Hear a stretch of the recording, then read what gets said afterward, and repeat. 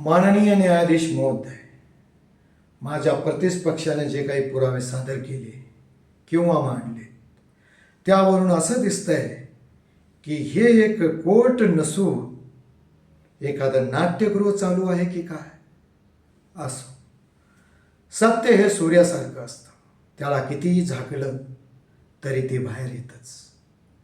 प्रतिवादीने जो काही गुन्हा केला आहे तो अत्यंत क्रूर आणि भयंकर आहे आणि केवळ ते गुन्ह्याबद्दल काही पुरावे आपल्याकडे नाहीत म्हणून गुन्हेगाराला निर्दोष सोडणं ही न्यायाची हत्या केल्यासारखं आहे.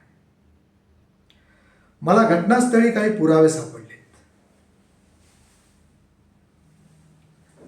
हा चाकू ज्यावर गुन्हेगाराचे ठसे आहेत.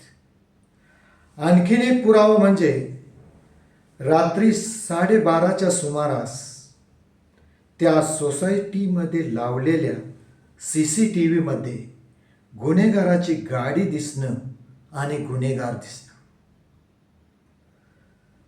यापेक्षा आणखी मोठा पुरावा काय हवाय न्यायाधीश साहेब.